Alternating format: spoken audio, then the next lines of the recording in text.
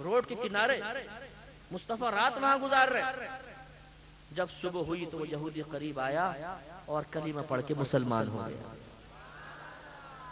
کہنے لگا یا رسول اللہ صلی اللہ علیہ وسلم میں تو دراصل توریت کے اندر لکھی ہوئی وہ نشانیاں ظاہری طور پہ دیکھنا چاہتا تھا جو آپ کے اوصاف کے طور پہ درج ہیں.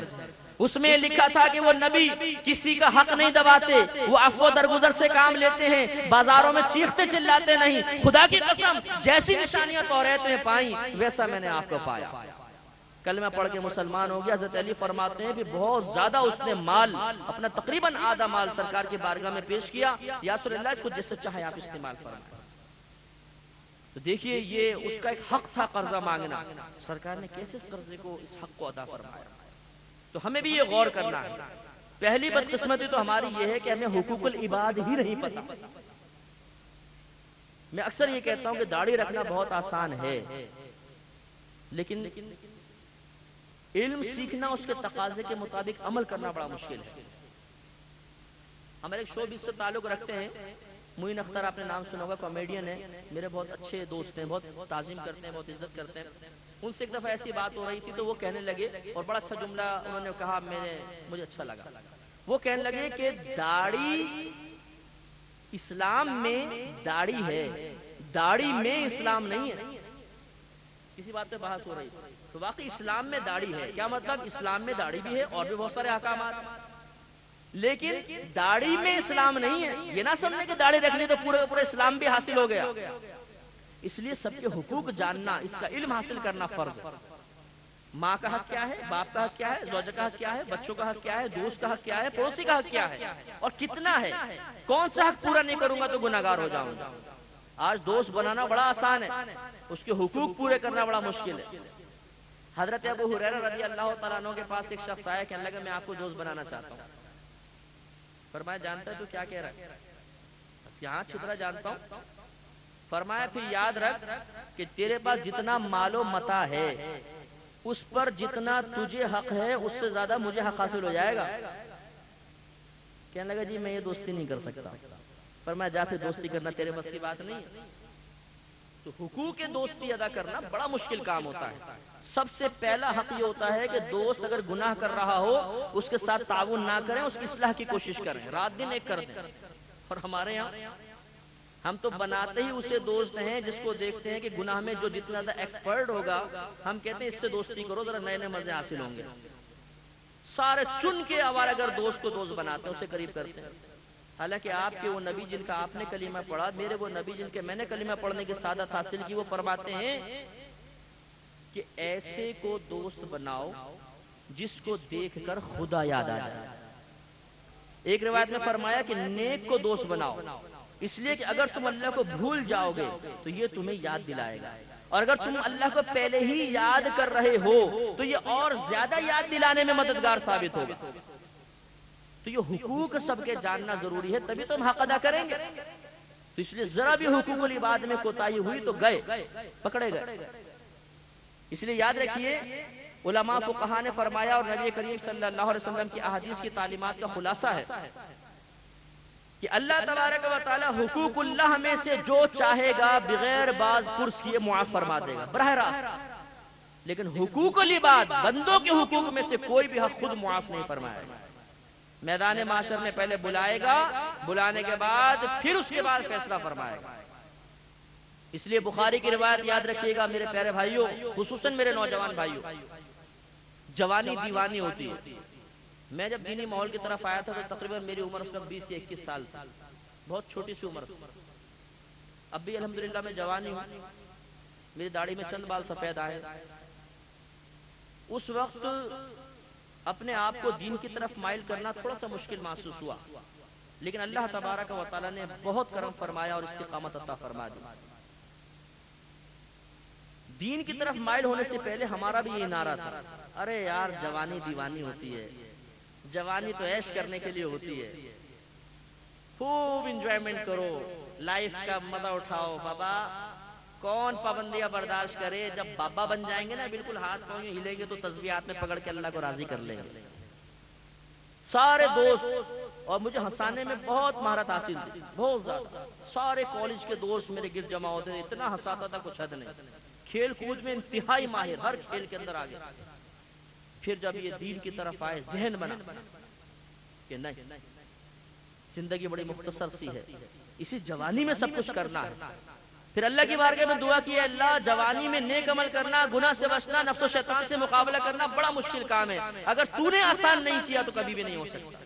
اور اللہ کا بڑا کرم ہے کہ اسی دنیا میں رہتے ہوئے اللہ نے ہزارہا گناہوں سے بچا لیا. تو میرے نوجوان بھائیوں، آپ کا نیک بننا کوئی مشکل کام نہیں. سب سے پہلے ذہن بنانا ضروری ہے. شیطان آپ کا سب سے پہلے یہ ذہن بنائے گا کہ تو کبھی نیک نہیں بن سکتا، وہ ہو جائے گا، وہ ہو جائے گا، وہ ہو جائے گا، وہ ہو جائے گا، تو اتنا بڑا پھڈے باز ہے، تو کہاں ہو سکتا ہے، ممکن نہیں. جب یہ خیال ذہن میں بیٹھ جائے گا تو انسان کوشش ہی نہیں کرے گا. جب مجھے پتا ہے کہ میں آسمان کے تارے توڑ کے نہیں لا سکتا ہوں تو میں توڑنے کی کوشش کیوں کروں گا، ناممکن لگ رہا ہے نا. تو اس لیے سب سے پہلے نوجوان کا ذہن بنا دیتا ہے کہ تو کبھی نیک بن ہی نہیں سکتا، عمل کر ہی نہیں سکتا. اس لیے خصوصاً میں جوان بھائیوں سے التجا کرتا ہوں، ہمت. آپ جوان ہیں، آپ میں طاقت ہے، تو اس طاقت کو نفس و شیطان کے خلاف استعمال کیجیے. یاد رکھیے، کسی کو پچھاڑ دینا کمال نہیں ہے، کسی کو نیچے گرا دینا کمال نہیں ہے. گدھے کے پیچھے کھڑے ہو کر دیکھیے، وہ اس سے دور پھینکے گا. ایک لات مارے گا، دلکتی وہ جا کے گرے گا. بھاری بھر کا عورت ہو، پتلے دبلے آدمی کو منہ پہ تھپڑ مارے وہ بھی گرا دیتی ہے. یہ مردانگی نہیں ہے. مردانگی وہ ہے جو اللہ کے ولیوں نے اختیار کی، جو اپنے نفس پر غالب آ جائے، جو شیطان کو خود سے دور کر دے، یہ ہے مرد. اس لیے ہمت، خصوصاً نوجوان. اس لیے میرے پیارے بھائیوں، کوشش کیجئے، ذہن بنائیے. آپ کے لیے کوئی مشکل نہیں ہے، اللہ نے آپ کو بہت صلاحیتوں سے نوازا. ہمت کرنی ہوگی، ہمت کریں گے آپ کامیاب ہو جائیں گے. تو اس لیے حقوق العباد سیکھ کر انہیں ادا کرنے کی کوشش کیجئے، اور غلطی ہوئی تو کسی سے فوراً معافی مانگیے. 2-3 واقعے بیان اور کر کے انشاءاللہ میں اپنا یہ بیان ختم کرتا ہوں. حضرت علی رضی اللہ تعالی عنہ ارشاد فرماتے ہیں کہ بی بی فاطمہ رضی اللہ تعالی عنہ خود اپنے ہاتھ سے چکی پیستی تھی، جس سے ہاتھ میں گڑھے پڑ گئے. تنہائی میں پانی بھرنے جاتی، مشک لے کر آتی تھی تو سینے پہ مشک کا نشان پڑ گیا. خود سارے گھر کے کام کیا کرتی تھی تو تھک کر چور ہو جاتی تھی. مجھے ایک دفعہ پتا چلا کہ نبی کریم صلی اللہ علیہ وسلم کی بارگاہ میں کچھ غنیمت کے، مال غنیمت کے غلام آئے. تو میں نے بی بی سے کہا کہ آپ ایسا کریں، نبی کریم کے پاس جائیں، ایک غلام مانگ کے لیں، کام کرے گا تو آپ کا ذرا ہاتھ بڑھ جائے. بی بی فاطمہ رضی اللہ تعالیٰ عنہ گئیں تو نبی کریم صلی اللہ علیہ وسلم وہاں موجود نہیں تھے. گئی، واپس آ گئی. نبی کریم صلی اللہ علیہ وسلم جب بعد میں تشریف لائے تو کسی نے بتایا تو آپ فوراً بیٹی کے پاس تشریف لائے. پوچھا کہ بیٹی کیسے آئی تھی؟ عرض کی بابا جان اب اتنی بولی تھی کہ حضرت علی نے بات شروع کر دی کہ یا رسول اللہ، دراصل وہ غلام کچھ آئے تھے تو میں نے فاطمہ سے کہا تھا کہ چلی جاؤ اور نبی کریم سے غلام مانگو. ذرا غور فرمائیے، بیٹی ہے، سگی بیٹی، ایک ہی لاڈلی بیٹی ہے جس سے آگے نسل چلے گی، اور وہ بیٹی کی حالت سامنے ہے کہ آنکھوں میں گڑھے پڑے ہوئے ہیں، حلقے، ہاتھ میں گڑھے، حالت خراب ہے. لیکن نبی کریم صلی اللہ علیہ وسلم نے اس شہزادی کونین سے جو جنتی عورتوں کی سردار ہے ارشاد فرمایا، بیٹی کیا میں تمہیں غلام سے بہتر چیز نہ دے دوں؟ عرض کی بابا جان دے دیجئے. فرمایا روزانہ جب رات کو بستر پر لیٹو تو 33 مرتبہ سبحان اللہ، 33 مرتبہ الحمدللہ اور 34 مرتبہ اللہ اکبر کہہ لیا کرو.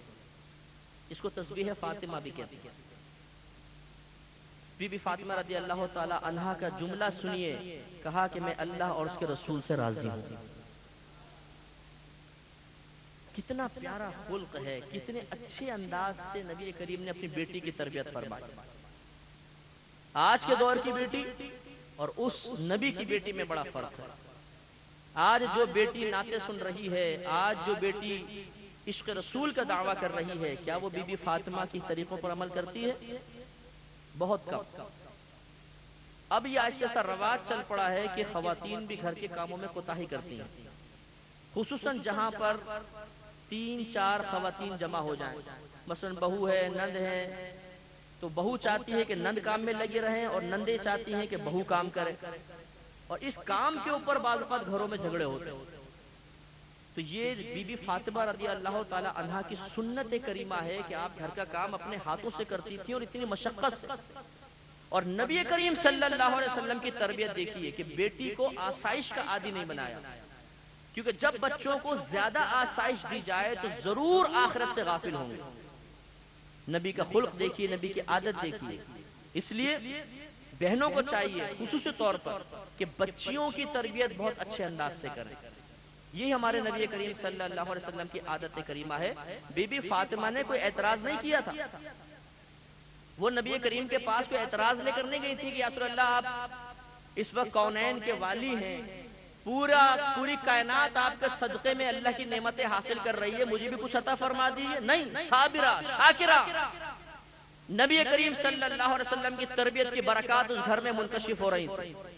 اور جب والد صاحب نے سمجھایا کتنی اچھی بچی، آج کے دور کی شاید ہوتی تو کہتی کہ ابا جان میں غلام لینے گئی تھی، آپ مجھے تسبیحات دے رہے۔ نہیں، میں اللہ اس کے رسول سے راضی ہوں۔ تو ہر باپ کو چاہیے، ہر ماں کو چاہیے کہ اپنے بچیوں کی اتنے اچھے انداز سے تربیت کریں کہ جب وہ دوسرے گھر میں جائیں تو وہاں جا کر اس گھر کو